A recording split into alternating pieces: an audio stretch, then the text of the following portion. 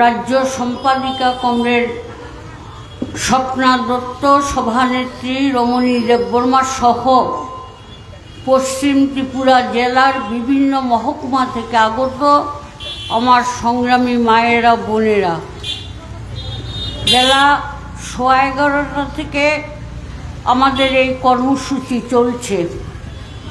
আজকে প্রয়াত স্বাধীনতা সংগ্রামী বীরাঙ্গনা নেত্রী লক্ষ্মী সাইগলের প্রয়াণ দিবস, 12 বছর পেরিয়ে 13তম প্রয়াণ দিবস। এই প্রয়াণ দিবসটা আমরা প্রতি বৎসরই আমাদের সংগঠনের উদ্যোগে আমরা স্মরণ করি কমরেড লক্ষ্মী সাইগলকে। এবার আমাদের সংগঠন সর্বভারতীয় কমিটি সিদ্ধান্ত গ্রহণ করেছেন 3টি মূল দাবিকে নিয়ে সারা দেশেই প্রকাশ্য কর্মসূচি করার জন্য। আমরা রাজ্য কমিটির সিদ্ধান্ত নিয়েছি 3টি মূল দাবি, আপনারা দেখছেন এখানে দাবিগুলো আছে, ব্যাখ্যাও হয়েছে। শিক্ষা বেসরকারীকরণ, স্বাস্থ্য পরিষেবা বেসরকারীকরণ এবং আরও যে 3টি দাবি, সেই দাবি হচ্ছে বিশেষত কাজ, খাদ্য, বেকারদের কর্মসংস্থান, অঙ্গনাদি কর্মী এবং সহায়িকাদের গ্র্যাচুইটি প্রদান, রাজ্যের গণতান্ত্রিক পরিবেশ, আইন শৃঙ্খলা রক্ষা। আমি দাবিগুলোর বিস্তৃত ব্যাখ্যায় যাব না, কারণ আমাদের এই গণ অবস্থানে প্রথম থেকে শুরু করে সমাবেশের প্রধান বক্তা কমরেড জিতেন চৌধুরী এই দাবিগুলির উপরে বিস্তৃত ব্যাখ্যা রেখে আলোচনা করেছেন।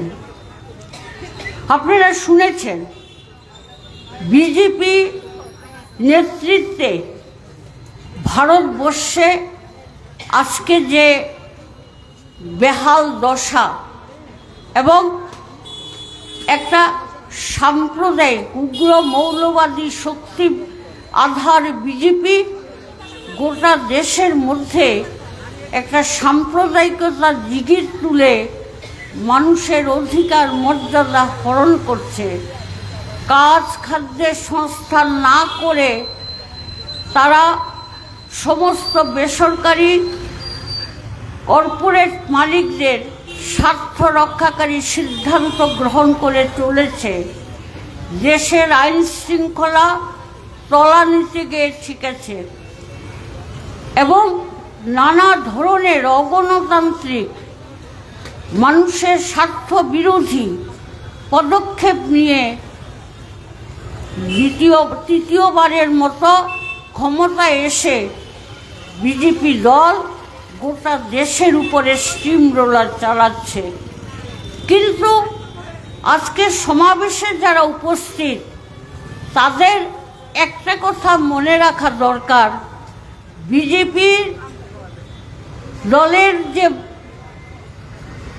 প্রধানমন্ত্রী কেন্দ্রীয় সরকারে লোকসভা ভোটের আগে বলেছিল ইস বার 400 পার, কিন্তু আপনারা দেখেছেন ভারতবর্ষের সচেতন জনগণ তার এই স্বপ্নকে চুরমার করে দিয়েছে। 400 তো দূরের কথা, গতবারের তুলনায় অনেক অনেক কম সিট পেয়ে, 200 থেকে একটু বেশি সিট পেয়ে অন্য রাজনৈতিক দলগুলো, এনডিএভুক্ত অন্য রাজনৈতিক দলগুলোর সহায়তায় তারা কেন্দ্রের ক্ষমতায় সরকার গঠন করেছে। লোকসভা নির্বাচনের পরে এখন পর্যন্ত আপনারা লক্ষ্য করছেন নিত্য প্রয়োজনীয় জিনিসের দাম আকাশ ছোঁয়া। সাধারণ মানুষ তার ক্রয় ক্ষমতা হারিয়ে ফেলছে। গরিব মানুষ, তাদের জন্য কাজের কোনো সংস্থান নেই। রেশনিং ব্যবস্থা নানা ধরনের প্রকল্প চালু করছে, নানা ধরনের পদ্ধতি চালু করছে, ফলে সাধারণ মানুষ রেশনিং ব্যবস্থা থেকে বঞ্চিত হবে, আরও হবে।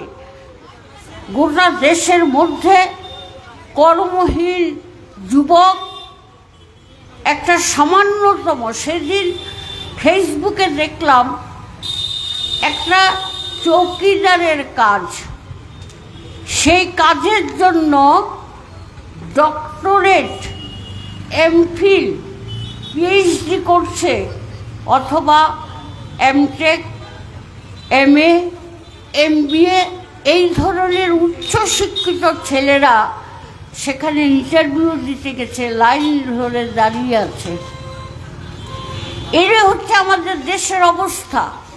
নারীদের ইজ্জত সম্মান, এদেশের বুকে নারীদের ইজ্জত সম্মান বলতে কিছু নেই। তারই প্রতিচ্ছবি আমরা দেখছি আমাদের রাজ্যে। আমরা দেখছি আমাদের রাজ্যে 2018 সাল থেকে 2024 এই 6 বছরে গোটা রাজ্য জুড়ে একটা অরাজকতা রাজত্ব তৈরি হয়েছে। এবং সবচেয়ে বড় কথা, মানুষের অর্থনৈতিক সংকট তীব্র থেকে তীব্রতর হয়েছে। কাজ নেই, খাদ্য নেই। আপনারা শুনলেন কমরেড জিতেন চৌধুরীর মুখে যে বাংলাদেশের সীমান্ত পার হয়ে উপজাতি অংশের জনগণ গন্ধকি সংগ্রহ করার জন্য যে যেত, সেই গন্ধকিও আজকে ফুরিয়ে গেছে, যেতে পারছে না। অর্থনৈতিক সংকটটা আজকে আমাদের এই রাজ্যবাসীর জীবনে একটা বিরাট সংকট। আপাত দৃষ্টিতে আপনাদের মনে হতে পারে রাস্তায় গাড়ি বেড়েছে, দালান কোঠা বেড়েছে, এটা দেখতে স্বচ্ছ শহর, স্মার্ট সিটি। মহামান্য মানিক সাহা মহোদয়ের ভাষায় তিনি বলেছেন এটা স্মার্ট সিটি ত্রিপুরা। ওই বিপ্লবদেবও বলতেন। কিন্তু প্রদীপের নিচে অন্ধকার। অগণিত গরিব মানুষের কাজের কোনো সংস্থান নেই। 12-এর কাজ, রেগার কাজ, পঞ্চায়েতের কাজ অথবা বিভিন্ন ডিপার্টমেন্টগুলোর কাজ, সমস্ত কাজ আজকে চলে যাচ্ছে বেসরকারি প্রতিষ্ঠানের হাতে।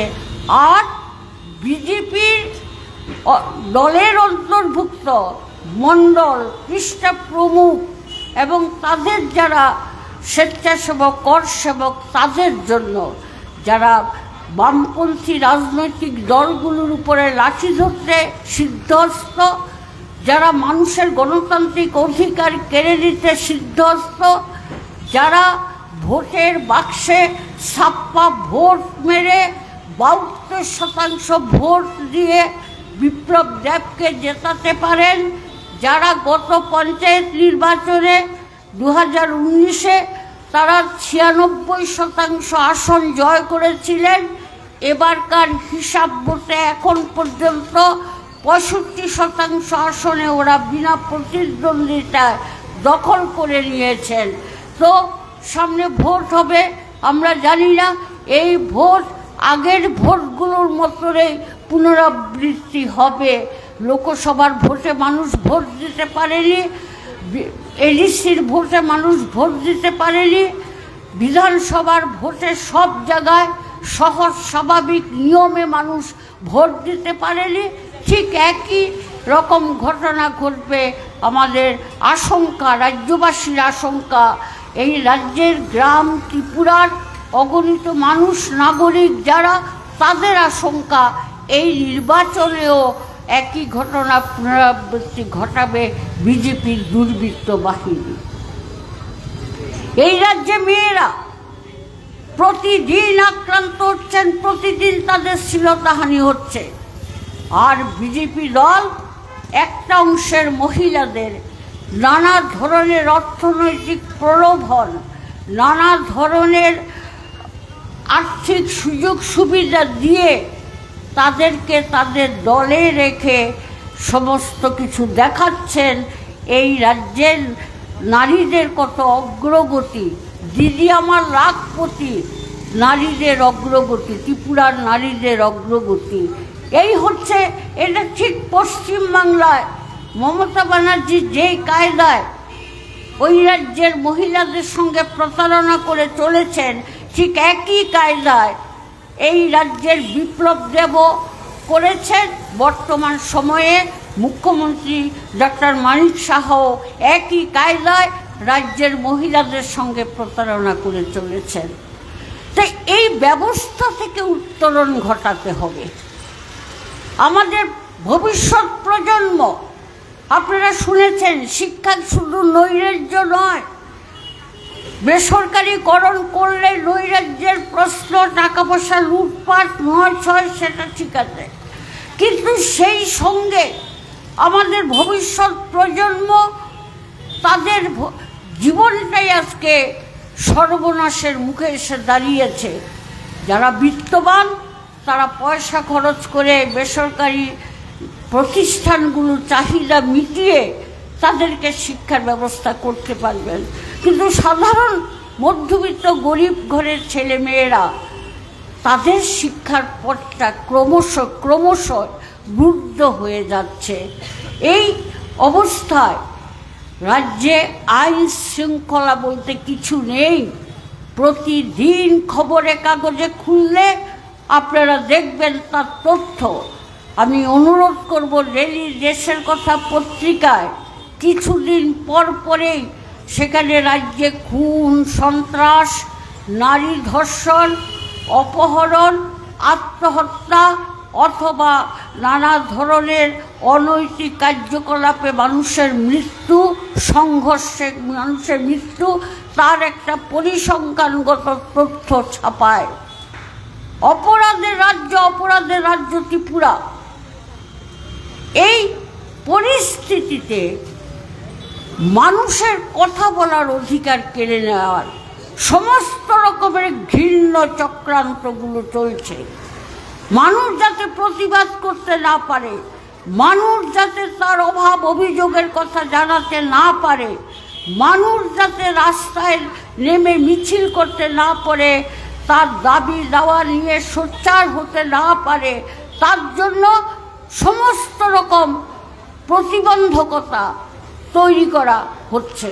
আমাদের এই গণঅবস্থান আমরা যে প্রস্তুতি নিয়েছিলাম তাতে আরও অনেক গুণ বেশি হতে পারত, কিন্তু আমাদের কাছে খবর আছে যে যখনই ফেসবুকে আমাদের প্রোগ্রামটা দেখেছে, যখনই পোস্টার পত্রপত্রিকায় নারীদের গণঅবস্থান কর্মসূচি প্রকাশিত হয়েছে, তখনই বিভিন্ন জায়গায় মহিলাদেরকে চোখ রাঙানো হচ্ছে, আসতে বাধা দেওয়া হচ্ছে, নানাভাবে ভীতি প্রদর্শন করা হচ্ছে, অথবা এমন একটা আবহাওয়া তৈরি করা হচ্ছে যাতে মহিলারা ভয়ে বাড়ি থেকে বেরিয়ে এই গণ অবস্থানে অংশগ্রহণ করতে না পারে। তা আমার বক্তব্য হচ্ছে, আমরা গণ আন্দোলনের কর্মী, সারা ভারত গণতান্ত্রিক নারী সমিতির পশ্চিম ত্রিপুরা জেলার লড়াকু সৈনিক। আমরা এই রাজ্যে দীর্ঘ সময়ের লড়াই আন্দোলনের একনিষ্ঠ শরিক। ওদের চোখ রাঙানির কাছে আমরা মাথা নত করব কিনা? ওরা যদি আমাদের বাধা দেয় তাহলে কি আমরা পিছু হটে যাব? ওরা যদি আমাদের মিছিলে আসতে বারণ করে, ওরা যদি আমাদের প্রোগ্রাম কর্মসূচিগুলোর ক্ষেত্রে প্রতিবন্ধকতা সৃষ্টি করার চেষ্টা করে, তাহলে আমরা প্রোগ্রাম করব না। এ কথা যদি মনে করে থাকে বিজেপি দল বা তার দুর্বৃত্ত বাহিনী, আমি বলবো মূর্খের স্বর্গে বাস করছে ওরা। ওরা ত্রিপুরা রাজ্যের অতীত ইতিহাস জানে না।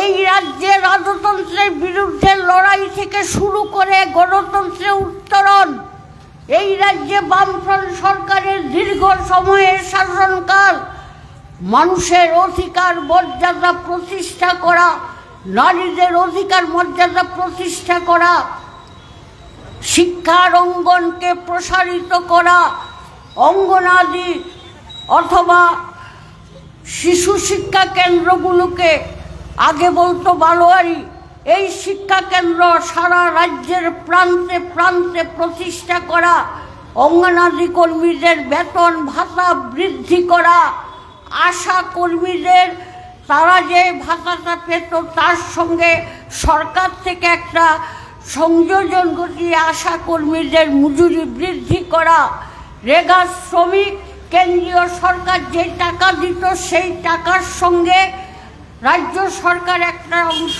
টাকা যোগ করে রেগা শ্রমিকদের মজুরি বৃদ্ধি করা, শিশু শিক্ষা কেন্দ্রগুলোতে অঙ্গনাদি কেন্দ্রে আগে শুধু কলা বিস্কিট বা শুকনো খাবার দেওয়া হতো, বামফ্রন্ট সরকার আসার পরেই তাদের জন্য মিড ডে মিল, ভাত এবং নানা ধরনের খাবারের ব্যবস্থা করা, হাসপাতালগুলির উন্নয়ন, শিশু মাতৃমঙ্গল কেন্দ্রগুলির উন্নয়ন, নানা ধরনের উন্নয়ন অগ্রগতির নিরিখে দীর্ঘকাল বামফ্রন্ট সরকার এই রাজ্যের মানুষের মনের মণিকুঠায় স্থান করে নিয়েছে।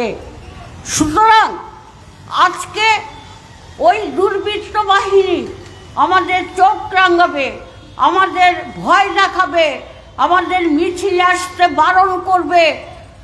তুমি যদি মিছিলে যাও তাহলে ভয়ঙ্কর অবস্থা হবে। গতকালকে রিপোর্ট এসেছে আমাদের আমবাসাতে একজন কর্মী, তিনি বিজেপি দলের ছিলেন, তিনি বিজেপি দলের থেকে সেখানে কাজকর্মের তিক্ত অভিজ্ঞতা নিয়ে তিনি বিজেপি দল ছেড়ে বামফ্রন্টে যোগদান করেছেন এবং লাল ঝান্ডা কাঁধে নিয়ে এবারকার পঞ্চায়েত সমিতিতে তিনি নমিনেশন জমা দিয়েছেন। গত পরশুদিন রাত্রে তার বাড়িতে গিয়ে তার স্বামীকে বাড়ি থেকে তুলে নিয়ে এসেছে। এটা জায়গাটা হচ্ছে, আমি জায়গাটা সম্ভব আমবাসা একটা ঘটনা ঘটেছে, কদমতলাতে একটা ঘটনা ঘটেছে, হ্যাঁ নালিছড়া।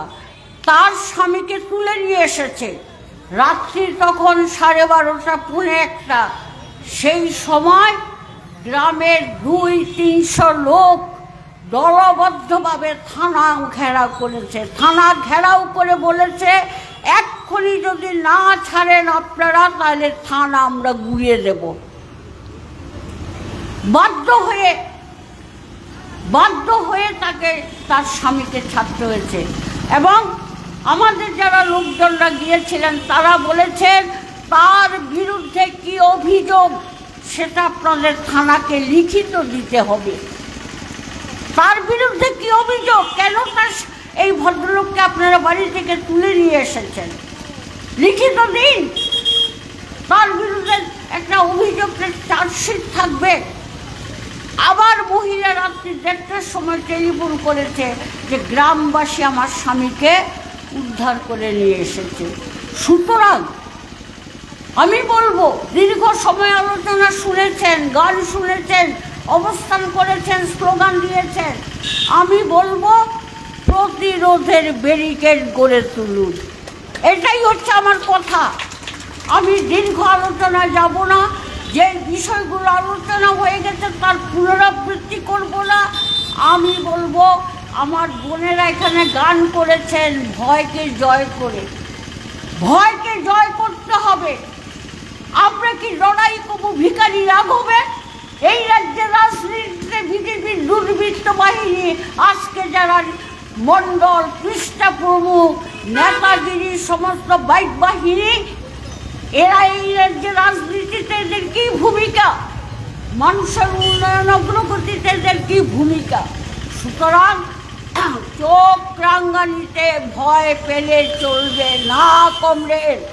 আমাদের কমরেড জ্যোতি দত্ত নরসিংগড়ে জেলা পরিষদের আসনে প্রতিদ্বন্দ্বিতা করেছেন। কমরেড জ্যোতি দত্ত,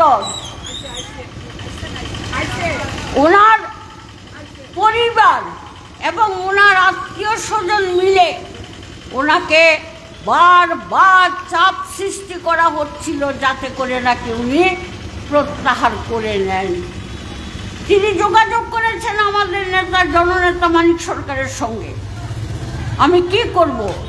মানিক সরকার বলেছেন, তুমি পরীক্ষিত কমরেড, তুমি আজকের কর্মী না, তুমি দীর্ঘদিনের পুরনো পার্টি কর্মী, তোমার স্বামী পার্টির নেতা ছিলেন, সুতরাং সিদ্ধান্ত নয়, নির্ভীক সিদ্ধান্ত দাও। ওরা চোখ রাঙাবে বা পরিবার থেকে চাপ দেবে, দিতেই পারে, কিন্তু ওদেরকে বুঝাতে হবে, পরিবারের ছেলের বউ মেয়ে এদেরকে বুঝাতে হবে, আর আত্মীয় স্বজনকে বলতে হবে আমি বামপন্থী রাজনীতিতে বিশ্বাসী, আমি সিপিআইএম কর্মী, পার্টি আমাকে প্রার্থী করেছে, মানুষ যদি ভোট দেয় আমি জিতব, আর যদি ভোট না দেয় আমি হারব, কিন্তু আপনারা আমার উপরে প্রেশার সৃষ্টি করবেন না। এবং কালকে সন্ধ্যার পরে যখন আমরা হিসাব করে দেখলাম, তখন দেখলাম কমরেড জ্যোতি দত্তের নমিনেশন রয়েছে, উনি টিকেছেন। সুতরাং কমরেড, আমি বলবো খোয়াই সম্পর্কে আমাদের অনেকেরই, আমরা যারা রাজ্য নেতৃত্বে আছে আমাদের দুর্বলতা ছিল, কিন্তু খোয়াইয়ে প্রতিটা জেলা পরিষদে আসনে আমাদের প্রার্থী আছে। খোয়াই মহকুমার, খোয়াই বিধানসভা কেন্দ্রের 4টা এবং পাশে টেবিল মিল আরও 2টা, মোট 6টা আসনে আমাদের প্রার্থী আছে জেলা পরিষদে। পঞ্চায়েত সমিতির সবগুলোতে আছে, আর গ্রাম পঞ্চায়েতে সেখানে শেষ মুহূর্তে অল্প সংখ্যক প্রার্থী, তারা কেউ নমিনেশন তোলেননি। তো যদি হিম্মত দেখাতে পারি, যদি সাহস দেখাতে পারি, যদি চোখে চোখ রেখে বলতে পারি যে তোমরা দূর হটো, অনেক করেছো এই রাজ্যের মধ্যে, মানুষের অধিকার নিয়ে, মর্যাদা নিয়ে, মায়া বোনদের ইজ্জত নিয়ে তোমরা এই রাজ্যটাকে একটা নরক বানিয়ে ছেড়েছ, আর এগোবে না। এই রাজ্যে জাগ্রত জনগণ তাদের রাজনৈতিক চেতনায় প্রতিরোধ গড়ে তুলবে। আমি মা বোনদের বলবো, আপনারা হচ্ছেন পরিবারের গৃহিণী, কেউ বোন, কেউ মা, কেউ স্ত্রী, কেউ বা ঘনিষ্ঠ আত্মীয়, একটা পরিবারের কাণ্ডারি। ভয় পেলে তো চলবে না কমরেড। সব জায়গায় আজকে প্রার্থী যে তালিকা বেরোবে, পত্রিকায় বেরোবে, আপনারা দেখবেন পুরুষের চেয়ে মহিলারা বেশি প্রার্থী সব জায়গায়। এবং আমি গর্ব করে বলছি, আমাদের রাজ্য কমিটির সদস্যরা নানান জায়গায় প্রার্থী হয়েছেন। খোয়াইয়ে আমাদের গৌরীপাল মহকুমার সম্পাদিকা, তিনি প্রার্থী হয়েছেন। আরও অনেক জায়গায় আমাদের রাজ্য কমিটির সদস্য যারা, তারা সাহস করে বলেছেন, পানিসাগরে, খোয়াইয়ে, কদমতলায়, কুর্তি, তারপরে কলাছড়া একটা ব্লক আছে ওই উত্তর ত্রিপুরায়, তারপরে ঊনকোটি। আমাদের রাজ্য সম্পাদক মণ্ডলীর সদস্য চিনু চৌধুরী, সারা রাজ্যে আমাদের সংগঠনের নেতৃত্ব, প্রথম সারিতে দাঁড়িয়ে আমরা রাজ্য কমিটির নির্দেশ দিয়েছিলাম যে যেখানেই বামপন্থী নেতারা, আমাদের পার্টির নেতারা বলবে, সেখানে আপনি এক কথায় রাজি হবেন। কি হবে না হবে সেটা ভবিষ্যতের কথা, কিন্তু আপনারা সাহস করে ভোটে দাঁড়ান। আমরা দেখছি এখন পর্যন্ত যে হিসাব আমাদের কাছে আছে, যে আমাদের মহিলা কমরেডরা সর্বত্র সাহস ভরে প্রার্থী হয়েছেন। সুতরাং কমরেড, এই গণ অবস্থানের আওয়াজ এভাবেই নিয়ে যেতে হবে যে আমরা অন্যায়, অনৈতিকতা অথবা চোখ রাঙানি, ভয় ভীতি প্রদর্শন কোনো কিছুর কাছে মাথা নত না করে এই রাজ্যের গণ আন্দোলন, নারী আন্দোলনকে আমরা এগিয়ে নিয়ে যাব। লক্ষ্মী সাইকেলের প্রতি ফুল মালা, এগুলো তো এটা আনুষ্ঠানিক সম্মান দেখানো, তার স্মৃতিকে স্মরণ করা। আমরা তার প্রতি শ্রদ্ধা জানিয়ে আমি বলবো যে তার যে সাহসী ভূমিকা, তিনি যেভাবে দেশের জন্য লড়াই করেছেন, তার যে বীরত্ব, সেই বীরত্বকে আমাদের আদর্শ হিসাবে গ্রহণ করে আগামী দিনে রাজ্যের এই অরাজক অবস্থা থেকে রাজ্যটাকে মুক্ত করতে, এই সন্ত্রাসজনিত একটা অগণতান্ত্রিক পরিবেশ থেকে মুক্ত রাজ্যটাকে বাঁচাতে, রাজ্যবাসীকে বাঁচাতে, আমার আগামী প্রজন্মের ভবিষ্যৎটাকে রক্ষা করতে এবং সাধারণ গরিব মানুষের অর্থনৈতিক সংকট, আজকে বিদ্যুতের দাম বাড়ছে, আজকে নানান গ্যাসের দাম বাড়ছে, আজকে টেলিফোন রিচার্জ চার্জ বাড়ছে, মানুষের সংকট জর্জরিত যে জীবন, এই সংকট থেকে মুক্ত করার জন্য লড়াইয়ের গতিকে বাড়াতে হবে। ভয় পেলে চলবে না কমরেড, লড়াইয়ের গতি বাড়িয়ে আগামী দিনে আরও বৃহত্তর সংগ্রামের জন্য আপনারা শপথ নিন।